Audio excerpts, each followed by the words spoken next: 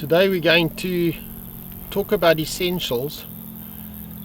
So when you're traveling, what is the bare minimum that I take with, especially on solo trips? The first one would be my Maxtrax, which are on the roof. They've got wing nuts. You don't need padlocks. They're easy to remove. I've never ever needed them because I deflate my tires a lot, but that would be one of the probably most essentials when traveling alone. Then in New Zealand it's small, so you've got cell phone coverage most places on North Island, not on South Island. But I also take my CB radio handheld, so you can take it with you if you need to talk. You might find somebody on one of the channels. Generally channel 10 is the 4x4 channel, and you hopefully would find somebody in an emergency. You get a whole range. They're relatively cheap. I think I paid $100 for this. Then depending what happens and what you need, I've always got my old Leatherman super tool with me. So it's a knife, it's a saw, it's pliers, it's everything.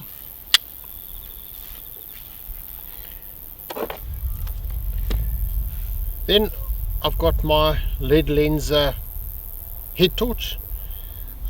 It's just very handy. It does tend to go through batteries quite quickly, so I sometimes have spare batteries, a lot of the time not. I just make sure the batteries are fairly new.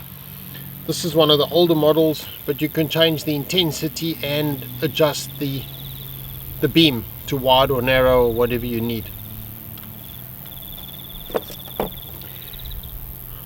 I used to sell GPSs in Africa, and I managed to pick up this Magellan Explorist. That was when Magellan stopped manufacturing GPSs.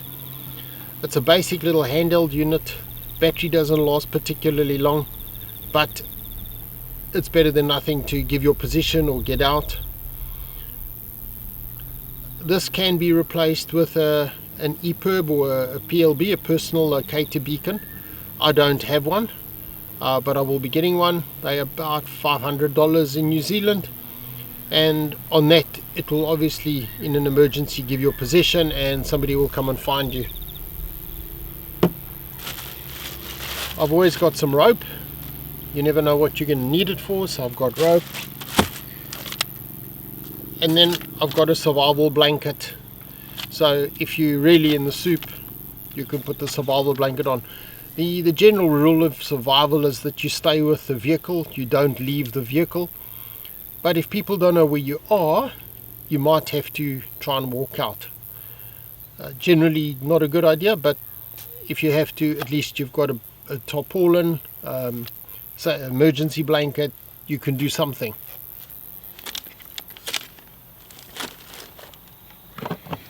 I also always take a saw with me. This is a little handheld saw.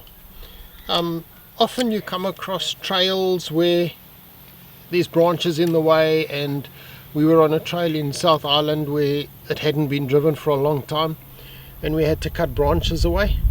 So that was what we used this for. I just leave it in the vehicle, it doesn't take much space. Another item, and more on the survival side, is a compass. So you've got a compass, you need to know where you're going, but at least it gives you an idea, especially at night. So you've driven onto a beach, you've got stuck, the tide's coming in, you can't stay with the vehicle, and ideally you'd follow the coast, but you've got something to give you direction to get in or out. In my vehicle, one of the essentials which is mounted just behind my seat is a fire extinguisher. Fires happen very easily. Where we live the other day, somebody's boat caught fire and it ended up burning 5 boats. So having a fire extinguisher handy is ideal. We use dry powder. Dry powder can be corrosive, so if you've sprayed the whole inside of your vehicle with it, you need to get rid of it because it can cause rust and other problems. But it's about the only one you can use. CO2 is not going to work if the doors are open, so you don't really have a choice. Foam maybe, but it's really messy, so I've just got dry powder, a small one. If it's a massive fire, you've got a problem anyway, and once the petrol starts burning, generally you're not going to put it out.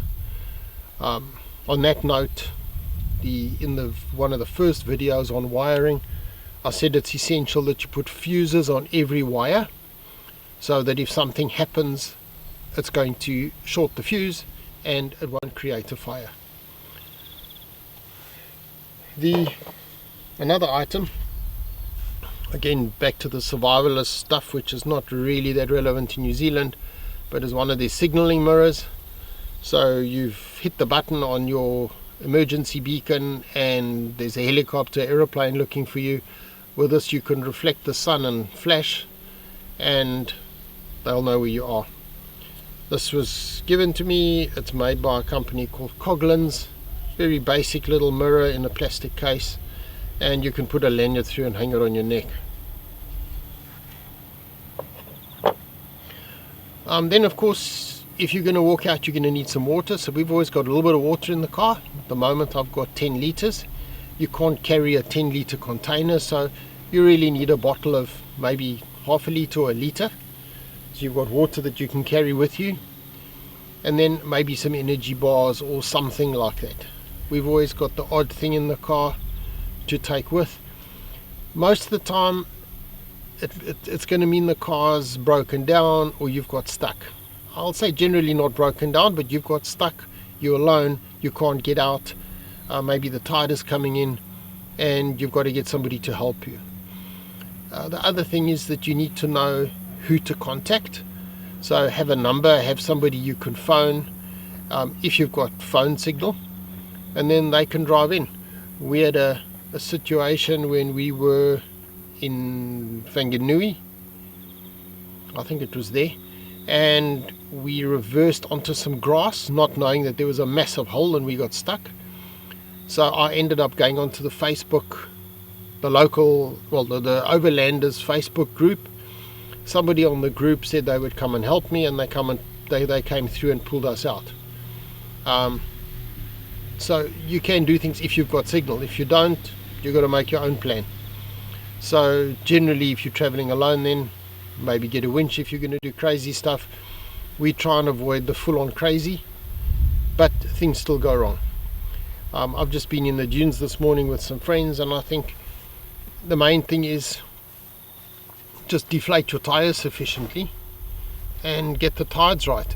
Coming back, we probably had an hour, maybe a bit less, before the waves would be breaking up against the sand dunes.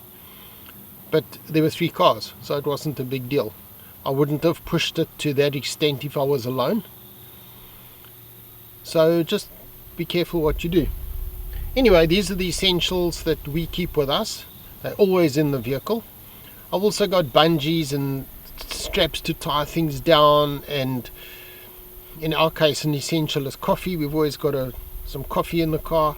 There's always something, but make sure that you've got sufficient for your trip.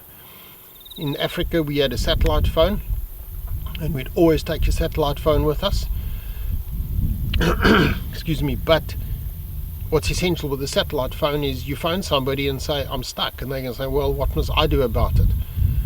So if you're driving through a town, the last town before you get into the wilderness, stop at the local garage, find out who could do recovery, get a telephone number, pre-plan for things that could go wrong, especially crossing mud flats and salt pans and things like that. You can get stuck, so find out who can come and help you.